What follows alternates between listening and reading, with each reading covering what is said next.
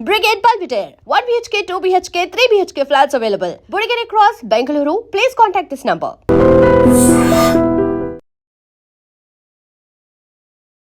Israel 10 kilometres buffer zone పెట్టుకుంది లెబనాన్లో government తోటి అగ్రిమెంట్లో. అంటే 10 కిలోమీటర్స్ వరకు ఇజ్రాయెల్ ఆర్మీ ఫ్రీగా ఆపరేట్ చేస్తుంది. వాళ్ళు ఆపరేట్ చేస్తున్నారు. ఇప్పుడు ఏంటంటే వాళ్ళ ఎయిమ్ ఏంటంటే లిటానీ అని ఒక రివర్ నార్త్ ఈస్ట్ నుంచి నార్త్ వెస్ట్ లెబనాన్లో ప్రవహిస్తుంది. అది మధ్యలో పైకి అంటే సముద్రంలో కలిసిపోతుంది. ఓకే, దానికి తూర్పునున్న ప్రాంతానికి సిరియా ఇటు జోర్డన్ కలుస్తాయి, గోలన్ హైట్స్ ఇవన్నీ ఏరియా. ఈ ఏరియా అంతా ఇజ్రాయెల్ తన కంట్రోల్లో పెట్టుకోవాలని చూస్తుంది. హెజ్బుల్లాని ఓన్లీ ఈ నార్త్ వెస్ట్ ఏరియా ఆఫ్ లెబనాన్లో కన్ఫైన్ చేయాలని చూస్తుంది. ఇప్పుడు హెజ్బుల్లా అన్నది ఒక పొలిటికల్ పార్టీ కూడా లెబనాన్లో. వాళ్ళకి మెంబర్స్ ఆఫ్ పార్లమెంట్ కూడా ఉన్నారు. అంటే ఏంటంటే గవర్నమెంట్లో వాళ్ళకి సే ఉంది. వాళ్ళని కంటైన్ చేయడానికి హెజ్బుల్లా మీద అటాక్ చేస్తూనే ఉన్నారు. ఇటు ఈ మధ్యలో హమాస్ ఇంకా కొంతవరకు డిస్కవర్ చేస్తూనే ఉన్నారు కొత్త టన్నెల్స్. మొన్న మధ్యన ఒక హాస్పిటల్ కూడా డిస్కవర్ చేశారు. ఇదంతా జరుగుతూనే ఉంది. అలాగే హమాస్ టాప్ లీడర్ని ఎలిమినేట్ చేయడం ప్రసక్తిలోనే ఉన్నారు. ఇది ఇజ్రాయెల్ ఊరుకోదు, ఎందుకంటే ఇజ్రాయెల్ మనుగడకే కష్టం. ఓకే సరే, ఇప్పుడు ఇరాన్ చాలా స్పష్టంగా చెప్తోంది లెబనాన్ మీద ఏమాత్రం దాడి చేయొద్దు. ఇప్పుడు అమెరికా ఇరానే కాదు, ఇజ్రాయెల్ లెబనాన్ మీద కూడా దాడి చేయకుండా చూడాల్సిన బాధ్యత కూడా మీదే అని ఇరాన్ చెప్తున్నారు. కానీ అది వర్కౌట్ అయ్యే పరిస్థితి లేదు కదా. అది వర్కౌట్ అయ్యే పరిస్థితి కనిపించట్లేదండి. ఎందుకంటే first thing, America financial system అంతా జ్యూస్ మీద ఆధారపడి ఉంది. జ్యూస్ ఎప్పుడైతే కావాలనుకుంటారో అమెరికా ఫైనాన్షియల్ సిస్టమ్ని ఒక్క రోజులో పడగొట్టగలరు. ఇన్ఫ్యాక్ట్ కొంతమంది అమెరికన్స్ నవ్వుతా ఏమంటారంటే, మాకున్న ప్రధాన శత్రువు మిడిల్ ఈస్ట్లో ఏ దేశాలు, ఇరాక్, ఇరాన్ ఇటువంటివి కాదు, ఇజ్రాయెల్. ఎందుకంటే మిగతా దేశాలు మమ్మల్ని పడగొట్టలేవు, ఈ ఇజ్రాయెల్ మాత్రం మమ్మల్ని ఒక్క రోజులో ఫైనాన్షియల్ సిస్టమ్ బ్రేక్ చేసి పడగొట్టేయగలదు అని వాళ్ళు అంటారు. అందుకనే వాళ్ళ లాబీ సిస్టమ్ అక్కడ చాలా పవర్ఫుల్ సిస్టమ్. ఇప్పుడు ట్రంప్కిను నెతన్యాహుకి ఈరోజు ఉన్నటువంటి సిచ్యువేషన్ ఏంటి సార్? ట్రంప్ గారి పర్సనాలిటీలో ఒక వీక్నెస్ ఉంది. ఒబామా ఏది చేసినా కానీ ఆయనకు నోబెల్ ప్రైజ్ చేస్తే నాకు కూడా నోబెల్ ప్రైజ్ కావాలి. ఆయన ఇరాన్ తోటి అగ్రిమెంట్ చేస్తే అది పనికిరాదు, దానివల్లే దీనికి వచ్చారు. నెతన్యాహు గారితో బిజినెస్ మైండ్ కాబట్టి, జ్యూస్ కూడా generally by and large business mind కాబట్టి, బిజినెస్లో టాప్ మెన్ కాబట్టి వాళ్ళకి ఫేవరబుల్గా ఉంటారు. అందుకని నెతన్యాహు గారు ట్రంప్ని కన్విన్స్ చేసి యుద్ధానికి తీసుకురాగలిగారు. అయితే ఇప్పుడు ఇరుక్కుపోతున్నామని ఎప్పుడైతే అర్థమైందో ట్రంప్ గారు వెనక్కి వెళ్ళాలని చూస్తున్నారు. అది వీలు పడట్లేదు, ఎందుకంటే నెతన్యాహు గారికి ఆపోజిషన్లో వస్తుంది. ఇప్పుడు ఇజ్రాయెల్ ఇందాక మనం అనుకున్నట్టుగా ఒకవేళ అవసరం వస్తే అమెరికాను కూడా ఖాతరు చేయరు వాళ్ళు. ఇజ్రాయెల్ అంటే అమెరికా సపోర్ట్ లేకుండానే కొడతదా? చేయడానికి కొంచెం కష్టంగా ఉంటుంది, ఎందుకంటే మిలిటరీ ఎక్విప్మెంట్ ఇంకా అమెరికా మీద ఆధారపడి ఉన్నారు చాలా వరకు. అది నిన్న మధ్యన కొంత డిలేకి ఆర్డర్స్ వచ్చినాయి, డిలే చేస్తున్నారు అమెరికా కావాలని. కానీ ఓవరాల్ అవసరం వస్తే ఇండిపెండెంట్గా వెళ్ళిపోతుంది, ఎందుకంటే ఇజ్రాయెల్ దగ్గర న్యూక్లియర్ వెపన్స్. మన ట్రంప్ అన్నాడు ఒకసారి, మేము లేకపోతే ఇజ్రాయెల్ ఇప్పటికి నాశనం ఎప్పుడు అయిపోయేది అని. అది కరెక్టేనండి. ఇజ్రాయెల్ అసలు బ్రిటిష్ యాక్చువల్గా ఇజ్రాయెల్ ఎప్పుడు మొదలైంది? 1900s ఎప్పుడైతే టర్కిష్ సుల్తనేట్ పడిపోవడం మొదలుపెట్టిందో అప్పుడు ఎందుకంటే లాస్ట్ 1238లో కావాలి టర్కిష్ సుల్తనేట్ మొదలైంది. బేసికలీ ఆ ఏరియాస్ అప్పటి వరకు ఉన్న బైజంటైన్ ఎంపైర్, అంటే రష్యా నుంచి వచ్చిన బైజంటైన్ ఎంపైర్ని పడగొట్టి వాళ్ళు పైకి వచ్చారు. వాళ్ళు ఎప్పుడు క్రిస్టియానిటీ మీద దాడి చేస్తూనే ఉన్నారు, మొత్తం మీద ఆధిపత్యం సంపాదించారు. అందుకనే క్రూసైడ్స్ ఇవన్నీ నడిచినాయి. అది తీసుకొచ్చి 1900sలోకి వచ్చేసరికి వీక్ అయిపోయింది టర్కీ, సుల్తనేట్ వీక్ అయిపోయింది. అప్పుడు 1908లో వీళ్ళు ఖిలాఫత్ మూమెంట్ అని స్టార్ట్ చేశారు ముస్లిమ్స్ అందరూ కలిపి. అందులో అన్ఫార్చునేట్లీ మన ఇండియన్ నేషనల్ కాంగ్రెస్ కూడా ఇరుక్కుపోయింది సపోర్ట్ చేసి. మహాత్మా గాంధీ గారు 1915లో ఇండియాకి వెనక్కి వచ్చారు, ఈ ఖిలాఫత్ మూమెంట్ అని సపోర్ట్ చేశారు. అప్పటి వరకు ఇజ్రాయెల్లో ఉన్న యూదులు కేవలం 2 లక్షలు కూడా ఉండేవారు కాదు, 20,000 మంది ఉండేవారు బహుశా. అప్పుడు 1917లో బ్రిటిష్ ఫారెన్ మినిస్టర్ బెల్ఫోర్ అన్న వ్యక్తి బెల్ఫోర్ డిక్లరేషన్ చేశాడు. ఏమని? 1917లో ఏదైతే ఒరిజినల్ సోలమన్ 4000 సంవత్సరాల క్రితం పరిపాలించాడో జెరూసలేంలో అది బేస్ చేసుకుని జ్యూస్ ఇండిపెండెంట్ కింగ్డమ్ పెడదామని. ఎందుకంటే అప్పటికే బ్రిటన్కి అర్థమవుతుంది మెల్లగా ఈ రోజు కాకపోతే ఒక 50 సంవత్సరాల తర్వాత కాలనీస్ వదిలిపెట్టేయాలి. సో అందుకని చెప్పి అక్కడ జ్యూస్ని క్రియేట్ చేయడం, ఇటు ఇండియాను విడగొట్టి పాకిస్తాన్ను క్రియేట్ చేయడం, అలాగే నాగాలాండ్ ఫర్ క్రైస్ట్ అని చెప్పి 1950s నుంచి ఒక క్రిస్టియన్ కంట్రీ తయారు చేయడం. ఒకే లాటిట్యూడ్లో, భూమధ్య రేఖకి పైన ఒకే లాటిట్యూడ్లో వాళ్ళు చేయడం వల్ల వెస్టర్న్ ఆధిపత్యం ఎప్పుడు ఏషియాలోనూ, ప్రాచ్య ఏషియాలోనూ ఉంటుంది. ఇది లాంగ్ టర్మ్ ప్లాన్ డిజైన్. అందులో ఇజ్రాయెల్ సక్సెస్ అయ్యారు, పాకిస్తాన్ సక్సెస్ అయ్యారు, ఇండియా డెవలప్ అవ్వకుండా డిలే చేశారు. బంగ్లాదేశ్కి ఒకప్పుడు పాకిస్తాన్లో ఉండేది కాబట్టి ఈరోజు ఇమాజిన్ చేయండి, ఒకవేళ జమ్మూ కాశ్మీర్లో టెర్రరిజం బంగ్లాదేశ్ నుంచి కూడా వచ్చుంటే ఎంత అధ్వానంగా ఉండేదో. కరెక్ట్. సో ఈ విధంగా ఇండియాని డిలే చేశారు. లేకపోతే ఇండియా పాపులేషన్ చైనా కంటే ఎక్కువ కంబైన్డ్. అఖండ భారత్ చూస్తే, అఖండ భారత్లో నేను ఇంకా ఆఫ్ఘనిస్తాన్, శ్రీలంక, మయన్మార్ లెక్క పెట్టట్లేదు. ఓన్లీ బ్రిటిషర్స్ వదిలిపెట్టిన భారత్ 1935 తర్వాత 44 క్విట్ ఇండియా, 42లో క్విట్ ఇండియా మూవ్మెంట్ అప్పుడుది ఇండియా లెక్క పెట్టినా కానీ చైనా కంటే మన పాపులేషన్ ఎక్కువ, బ్రెయిన్ పవర్ ఎక్కువ, హార్డ్ వర్కింగ్ ఎక్కువ. ముస్లిం లోకల్ క్యాడర్స్ ఉన్నారు చూసారా, కార్పెంటర్ కానీ వీళ్ళు కానీ చాలా మంచి పని చేస్తారు. వాళ్ళకున్న ఓర్పు యాక్చువల్గా నన్ను అడిగితే మిగతా రిలీజన్స్కి ఎవరికి లేవు. వాళ్ళు చేస్తున్న అవుట్పుట్ బెటర్ క్వాలిటీ. సో ఇంత మ్యాన్ పవర్ మన దగ్గర ఉండుంటే మనం ఎక్కడ ఇప్పుడు మొత్తం సిలికాన్ వ్యాలీ మొత్తం టేక్ ఓవర్ చేసేద్దాం. సో దాన్ని చెడగొట్టారనమాట. ఓకే. జ్యూస్ అక్కడి నుంచి డెవలప్ అయిన తర్వాత అమెరికా సపోర్ట్ వాళ్ళు వచ్చారు. ఎస్, వాళ్ళంతా యూరోప్లోను అటు అమెరికాలోను కూడా ఫైనాన్షియల్ సిస్టమ్స్ అన్నీ వాళ్ళ దగ్గర పెట్టుకున్నారు. మీరు మేజర్ మ్యూచువల్ ఫండ్స్ కానివ్వండి, మేజర్ పెన్షన్ ఫండ్స్ కానివ్వండి, బిగ్గెస్ట్ బ్యాంక్స్ కానివ్వండి, కీ ఇన్ఫ్రాస్ట్రక్చర్ ఏరియాస్ కానివ్వండి, ఏరోనాటికల్ ఇంజనీరింగ్ కానీ ఇటువంటివి, కీ స్పేస్ టెక్నాలజీ ఎక్కడైతే అమెరికా లీడింగ్లో ఉందో, ఏ దేశం నా దగ్గరికి వెళ్ళలేకపోతుందో ఆ టెక్నాలజీలో జ్యూస్ డామినేషన్ ఉంది. సో అందుకే అమెరికా భయం. తర్వాత ఇంకోటి చూస్తే ఏంటంటే, జ్యూస్ ఎప్పుడైతే ఈ 2 lakh ఉందో 1930 వరకు అలాగే ఉండిపోయింది. డబ్బులు ఇచ్చి పంపించేవారు, డబ్బులు ఇస్తాం మీరు ఇజ్రాయెల్కి వెళ్ళండి అని బతిమాలేవారు. ఎప్పుడైతే అటు హిట్లర్ జర్మనీలో వచ్చి పర్సిక్యూషన్ మొదలైందో జ్యూస్ మీద, అప్పుడు వలస విపరీతంగా వచ్చారు. అది సడన్గా 20 lakhs అయిపోయింది 1939కి. ఎప్పుడైతే బెల్ఫోర్ డిక్లరేషన్ వల్ల 1948లో 1922లో సుల్తనేట్ పోయింది టర్కీలో, అక్కడ డెమోక్రసీ వచ్చింది, సుల్తాన్ పారిపోయాడు ఫ్రాన్స్. ఇంకా అప్పుడు ఫినిష్ అయిపోయిన తర్వాత వీళ్ళు ఇజ్రాయెల్ని మెల్లగా డెవలప్ చేయడం మొదలుపెట్టారు. పట్టించుకోలేదు ముందర. 1948లో ఎప్పుడైతే ఇజ్రాయెల్ సడన్గా స్టార్ట్ అయిందో అరబ్ దేశాలన్నీ ఒకసారి అటాక్ చేసింది, ఉండడానికి లేదని. అది సక్సెస్ అవ్వలేదు, ఎందుకంటే బ్రిటన్ ఆ రోజుల్లో బ్రిటన్ ఇంకా పవర్ఫుల్, వీళ్ళందరూ సక్సెస్ అయ్యారు. ఇప్పుడు బ్రిటన్ తనలాడుకుంటుంది. అది బ్రిటన్ ఇంకా అయిపోయిందిలేండి, అది స్పెంట్ ఫోర్స్. బ్రిటన్ కాలగర్భంలో కలిసిపోయింది. ఇది నేను అనుకోవడం చార్లెస్ III కూడా లాస్ట్ కింగ్, దీని తర్వాత మొనార్కీ పోతుంది, అంతే అయిపోయింది. ఈ ఇజ్రాయెల్ ఎంత కష్టపడ్డారంటే, స్టార్టింగ్లో కిబ్బుట్స్ అని చెప్పి అగ్రికల్చర్ ల్యాండ్ కాదు, మొత్తం అంతా శాండీ డెజర్ట్స్, ఎవరు పంటలేమి పంట. దాన్ని అంతా కోఆపరేటివ్ సొసైటీలు తీసుకుని వాటిని ఆరెంజ్ గార్డెన్స్ చేసి శాండ్ డ్యూన్స్ని స్టెబిలైజ్ చేసి, మనం ఆ టెక్నాలజీ తీసుకొచ్చి రాజస్థాన్లో స్టెబిలైజ్ చేసాం డ్యూన్స్ అన్ని. ఈ తుమ్మ చెట్లు ఇవన్నీ ఏరియల్ స్ప్రే చేసి తుమ్మ చెట్టు విత్తనాలు ఇవన్నీ స్టెబిలైజ్ చేసాం. అవునవును. తర్వాత డ్రిప్ ఇరిగేషన్ ఇజ్రాయెల్ నుంచి వచ్చింది.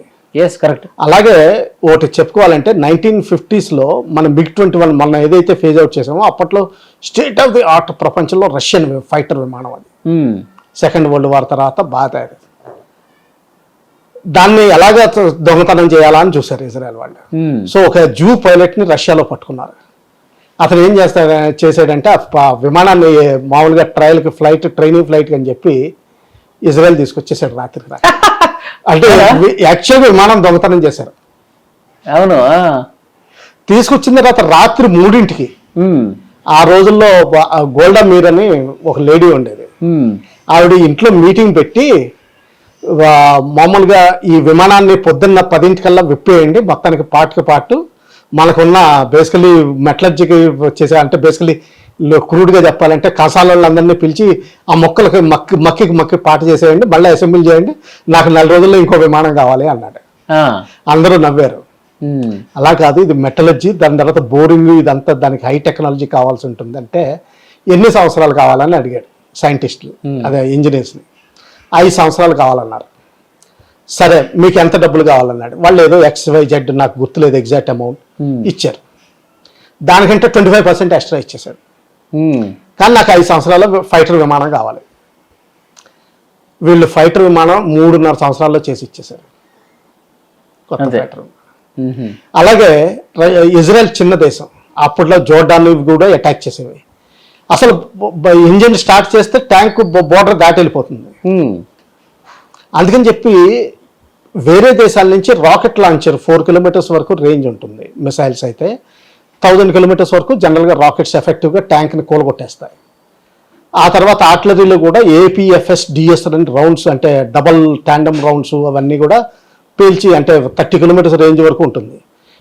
10 కిలోమీటర్స్ 15 కిలోమీటర్స్ అయితే చాలా ఎఫెక్టివ్గా ట్యాంక్స్ని మొత్తం నిర్వీర్యం చేసేస్తాయి. అటువంటి ట్యాంక్ని ఎలాగ బతికించాలని వీళ్ళు ఆలోచించారు. ప్రపంచంలో ఎవరు చేయలేని పని ఏం చేశారంటే 1500 ఇదేంటిది హార్స్ పవర్ ఉన్న ఇంజిన్ తీసుకొచ్చి ముందర పెట్టేశారు. దాన్ని మెర్కావా అన్నారు. Communication systems, radio sets. మన ఇండియాలో ఈ రోజుని ఇండియన్ ఇన్ఫెంట్రీకి కమ్యూనికేషన్ సెట్ లేదు, సెక్యూర్ది లేదు, అన్ని ఓపెన్గానే నడుస్తాయి, మోటరోలా సెట్స్ మీద నడుస్తాయి. వాళ్ళు మనకి రేడియో సెట్స్ అమ్ముతున్నారు. అలాగే లాంగ్ డిస్టెన్స్ HF రేడియో సెట్లు అంటారు, అవి కూడా మన దగ్గర లేవు, ఇజ్రాయెల్ నుంచి కొంటున్నాం. అలాగే డ్రోన్స్ టెక్నాలజీ మనం ఇజ్రాయెల్ నుంచి తీసుకున్నాం. ఎయిర్ క్రాఫ్ట్స్ తర్వాత వాళ్ళు మొసాద్ అన్నది స్ట్రాంగ్ ఇంటెలిజెన్స్ ఏజెన్సీ చేసుకున్నాం. ప్రస్తుతం నెటాన్యాహు ఎల్డర్ బ్రదర్ ఒక రైడ్లో, ఎంటబ్బీ రైడ్ అని ఫేమస్ రైడ్, యుగాండాలో హైజాక్ అయిన ఎయిర్ క్రాఫ్ట్ మీద రైడ్ చేసి అందరినీ రక్షించి తీసుకొచ్చారు. యుగాండా వెళ్ళి ఆ ఆపరేషన్లో చనిపోయాడు. అందులో నెటాన్యాహు కూడా ఉన్నాడు, అంటే ఇతను పారా కమాండో. అటువంటి ఆపరేషన్స్ వీళ్ళందరూ చేశారు. తర్వాత వాళ్ళకి ఏంటంటే 1971లో ఈజిప్ట్ పెద్ద కెనాల్ కట్టింది, దాని చుట్టూరు, అందులో ఇదేంటిది ట్యాప్ ఓపెన్ చేస్తే చాలు డీజిల్ వెళ్ళిపోయే విధంగా, దాని మీద నిప్పు అంటిస్తే మొత్తం కెనాల్ అంతా మండిపోయే విధంగా దాని చుట్టూరు మొత్తం ప్రతి 50 మీటర్లకి బంకర్లు కట్టేశారు, అంటే ట్యాంకులతోటి పేల్చినా కానీ పేలని. వీళ్ళు ఎప్పుడైతే పండగ చేసుకుంటున్నారో యామ్ కిప్పూర్ అని ఒక పండగ ఉంటుంది, ఆ రోజున మొత్తం దేశం అంతా సెలవు ఉంటుంది. ఆ రోజు రాత్రి మొత్తం అరబ్ దేశాలన్నీ మళ్ళీ అటాక్ చేసింది. మొత్తం వీళ్ళు సినాయ్ డెజర్ట్లోంచి ఈజిప్ట్ వచ్చేసింది లోపలికి, మొత్తం తిరగొట్టారు. ఓకే, మళ్ళీ ఈజిప్ట్లోకి వెళ్ళిపోయారు. అప్పటి నుంచి 77లో అప్పుడు జిమ్మీ కార్టర్ ఆధ్వర్యంలో క్యాంప్ డేవిడ్ అని చెప్పి ట్రీటీ ఇవన్నీ చేశారు. సో దానివల్ల ఏంటంటే డేవిడ్ అకార్డ్స్ అని ఈరోజు కూడా అంటారు. అంటే ఏంటంటే ఇజ్రాయెల్ రికగ్నైజ్ చేసి ఇజ్రాయెల్ తోటి ఫ్రెండ్లీగా ఉండమని. మన దేశం ఏముంటుందంటే ఇండియా ఒకప్పుడు మధ్యలో ఈ క్యాంప్ డేవిడ్ దాంట్లోనే 2 స్టేట్ థియరీ అని వచ్చింది. 2 స్టేట్ థియరీ అంటే ఏంటంటే పాలెస్టీన్ ఒక దేశం ఉంటుంది, ఇజ్రాయెల్ ఒక దేశం ఉంటుంది. వాళ్ళకి కామన్ రాజధాని కింద జెరూసలేం. మన తెలంగాణ ఆంధ్ర ఒకప్పుడు మీటింగ్ చూసుకుంటే హైదరాబాద్ కామన్ ఎలాగుందో అలాగే జెరూసలేం కామన్గా ఉంటుంది, పాలెస్టీన్ తోటి సంబంధం లేకపోయినా. అయితే పాలెస్టీన్ ఏంటంటే 2 ముక్కల్లో ఉంది. అప్పటి వరకు యాసర్ అరాఫత్ అని ఒక లీడర్, వాళ్ళు కూడా మ్యూనిక్ ఒలింపిక్స్లో వీటిలో చాలా టెర్రరిస్ట్ యాక్టివిటీలు చేశారు. వాళ్ళు పొలిటికల్ సైడ్కి వచ్చి అగ్రిమెంట్కి వచ్చి ఫైనల్గా పాలెస్టీన్ లిబరేషన్ ఆర్గనైజేషన్ సరెండర్ అయిపోయి గవర్నమెంట్ ఫామ్ చేశారు. అయితే ఇజ్రాయెల్ వాళ్ళని నడనవదు, అందులో కూడా ఉంది. అయితే ఈ పిఎల్లో ఇలా శాంతియుతంగా వెళ్ళిపోయిందని చెప్పి, అంటే ఇప్పుడు మన కమ్యూనిస్ట్ పార్టీ తీసుకుంటే కమ్యూనిస్ట్ పార్టీ తర్వాత కమ్యూనిస్ట్ పార్టీ మార్క్సిస్ట్ వచ్చింది. మా కమ్యూనిస్ట్ పార్టీ మారిపోతుందని చెప్పి 80sలో కమ్యూనిస్ట్ పార్టీ మార్క్సిస్ట్ లెనినిస్ట్ వచ్చింది, అది కూడా ఫెయిల్ అయిపోతుందని చెప్పి 90sలో కమ్యూనిస్ట్ పార్టీ మావోయిస్ట్ వచ్చింది. మన ప్రస్తుతానికి నక్సలైట్ వాళ్ళని అంటాం మావోయిస్ట్. ఒరిజినల్ 1962 నుంచి కమ్యూనిస్ట్ పార్టీ 1935లో వచ్చిన 25 కావాలి కమ్యూనిస్ట్ పార్టీ మన ఇండియాలో వచ్చింది. అది 62లో విడిపోయి ఇలాగ అయింది. అలాగా పిఎల్లో నుంచి హమాస్ ఆవిర్భవించింది. వాళ్ళు పిఎల్లో గవర్నమెంట్ మాటలు ఎన్నరు, అంటే పాలెస్టీన్ లిబరేషన్. ఓకే, 2 సంవత్సరాలు యాక్చువల్గా నన్ను అడిగితే పాలెస్టీన్ రాజనీతి వాడట్లేదు. వాళ్ళు రాజనీతి వాడి ఓ 15 సంవత్సరాలు ఖాళీగా కూర్చోవాలి, దేశాన్ని డెవలప్ చేసుకోవాలి, స్కూల్స్, మెడికల్ కేర్, తర్వాత అగ్రికల్చర్, రేర్ ఎర్త్స్, ఇటువంటి వాటిల్లో ఫోకస్ చేయాలి. చేసిన తర్వాత అప్పుడప్పుడు ఒక అవకాశం దొరుకుతుంది ప్రతి చోట. ఎంతైనా సరే ఇప్పుడు మన ఇండియా కూడా చెప్పుకోవాలంటే నిజంగా 4 వీక్ ప్రైమ్ మినిస్టర్స్ వచ్చారు మధ్యలో. One Morarji Desai, second one IK Gujral, Charan Singh, Chandrashekhar, VP Singh. వీళ్ళ టైంలో మన బంగారాన్ని తాకట్టు పెట్టి అప్పు తెచ్చుకోవాల్సి వచ్చింది. చంద్రశేఖర్ గారి టైంలో అదే బంగారం ఇప్పుడు మళ్ళీ వెనక్కి తీసుకొచ్చారు. ఇప్పుడు లండన్లో పెట్టిన బంగారం, తాకట్టు పెట్టిన బంగారం. ఓకే, అంటే వీక్నెస్ కొన్ని దేశాలకు వస్తాయి. టైం అట్లా వస్తుంది. ఆ టైంలో పాకిస్తాన్ నిజంగా అటాక్ చేసి ఉంటే మనం బహుశా లొంగిపోయి ఉండేవాళ్ళు. ఐకే గుజరాల్ గారి టైంలో. అవునా? ఎస్, ఆయన మొత్తం రాని డిస్మాంటిల్ చేసి పడేశాడు. బా, రా వాళ్ళంతా కాంప్రమైజ్ అయిపోయారు. అప్పుడే ట్రాక్ టు డిప్లొమసీ మొదలైంది, ఇండియాకి పాకిస్తాన్కి సంధి అంటారు. సో ఆ వీక్నెస్ కోసం వెయిట్ చేయాలన్నమాట. వాళ్ళు అలా వెయిట్ చేయకుండా October 23 7th October 23 చేశారు. ఎప్పుడైతే 7th October 23 జరిగిందో ఇజ్రాయెల్ సర్ప్రైజ్లోకి వెళ్ళింది. గోల్డెన్ ఐరన్ డోమ్ ఉంది, అన్నీ ఉన్నాయి, ప్రొటెక్ట్ చేయలేకపోయారు. దాదాపు 1200 మంది పోగొట్టుకున్నారు. ప్రిజనర్స్ ఆఫ్ వార్ మొన్నటి వరకు ఫిబ్రవరి వరకు ఉండేవారు. దాదాపు 35 prisoners of war, prisoners, civil prisoners. War కూడా అనలేవు. వార్ అంటే ఏంటంటే వాళ్ళు మిలిటరీ వాళ్ళు అయి ఉండాలి, రికగ్నైజ్డ్ నెంబర్ ఉండాలి, యూనిఫామ్ ఉండాలి, డిస్టింక్ట్ ఐడెంటిటీ ఉండాలి, ఒక గుర్తు. అందుకనే ఇక్కడ గుర్తు పెట్టుకుంటారు. అది ఉంటేనే మీకు మిలిటరీ ప్రిజనర్స్ ఆఫ్ వార్ కింద లెక్క. వీళ్ళందరూ సివిలియన్స్. దీనివల్ల ర్యాటిల్ అయిపోయి ఇరాన్ని ఖతం చేస్తేనే కానీ మేము స్టేబుల్గా ఉండలేమని చెప్పి వాళ్ళు గ్రహించారు. ఓకే, ఇది అందుకని చెప్పి వాళ్ళు ముందర హమాస్ని ఫినిష్ చేయాలని చూశారు. తర్వాత హిజ్బుల్లా మీద పడ్డారు. మధ్యలో హౌతీస్ రంగంలోకి వచ్చారు. ఇప్పుడు సైలెంట్గా ఉన్నారు. లాస్ట్ ట్రంప్ కార్డ్ ఇరాన్కి వాళ్ళు వాడతారు. ఈ మధ్యలో ఇరాన్ 1979 ఎప్పుడైతే ఆయోతల్లా వెనక్కి వచ్చారో వాళ్ళకి డౌట్ వచ్చింది, ఒకవేళ ఇటువంటి పరిస్థితులు అమెరికా ఏమన్నా చేయాలని చూస్తే వెస్టర్న్ కంట్రీస్ ఏం చేయాలి. అందుకని IRGC ఫామ్ చేశారు. వాళ్ళకి ఆర్మీ, నేవీ, ఎయిర్ ఫోర్స్ ఉన్నాయి. దీనిపైన మత గురువుల్ని ప్రొటెక్ట్ చేయడానికి IRGC ఫామ్ చేశారు. వీళ్ళందరూ ఛాందసవాదులు. అఫ్కోర్స్ షియాస్ సున్నీస్ కంటే కొంచెం బెటరే. సో ఆ విధంగా వీళ్ళు మత ఛాందసవాదులు, వాళ్ళు ప్రొటెక్ట్ చేస్తున్నారు. వాళ్ళు ఈ రోజున ఇండిపెండెంట్గా ఉన్నారు. సో అందుకని ఇరాన్ది ఈ రోజున పై చేయి ఉంది. అమెరికా బయటకు వెళ్ళిపోవాలి, వాళ్ళ ఫ్లీట్స్ అన్ని తైవాన్ దగ్గరికి వెళ్ళిపోవాలి. లేకపోతే ఇప్పుడు చైనా తైవాన్ మీద అటాక్ చేసే ఈ అవకాశం దొరుకుతుంది. చైనా గేమ్ ఏమో వాడుతుంది, ముందర ఇండియా మీద గెలవాన్లో అటాక్ చేసింది. అది ఊరికనే అటాక్ చేయలేదు, ఊరికనే ఏదో కొంత ఏరియా దొరుకుతుంది, అది ఏరియా ఎందుకు పనికిరాదు, అదేం పెద్ద స్ట్రాటజిక్ అడ్వాంటేజ్ ఏమీ లేదు. అది ఎందుకు చేసిందంటే వాళ్ళని మిలిటరీలీ, టాక్టికల్లీ, తర్వాత స్ట్రాటజికల్లీ, డిప్లొమాటికల్లీ, పొలిటికల్లీ వాళ్ళ ఓన్ టెస్టింగ్ చేసుకుంటున్నారు. ఎందుకంటే నిజమైన ఫర్మిడబుల్ ఎనిమీ ఇండియానే. Vietnam, Cambodia, Laos, Thailand, Burma ఇవన్నీ ఉన్నాయంటే చిన్న చిన్న దేశాలు, ఫిలిప్పీన్స్, ఇవన్నీ పెద్ద ఎనిమీ కాదు. India worth while enemy. మన మీద టెస్టింగ్ చేశారనమాట.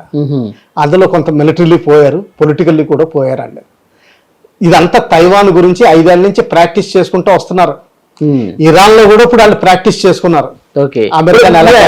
సార్ తైవాన్ మీద ఎప్పుడు టైం చూసుకుంటే అవకాశం? 2027 వాళ్ళ 5 year ప్లాన్ ప్రకారం 2027. అవునా? సమీపిస్తుంది సమయం. 2017 వరకు ఎకనామికల్లీ డెవలప్ అవడం. 2018లో అమెరికా కంటే ఎక్కువ ఆటోమొబైల్ ప్రొడక్షన్ అన్నది ఒక ఇండికేటర్ కింద లెక్క పెడతారు ఇండస్ట్రియలైజేషన్లో, మీరు డెవలప్ అయ్యారా లేదా అన్నది.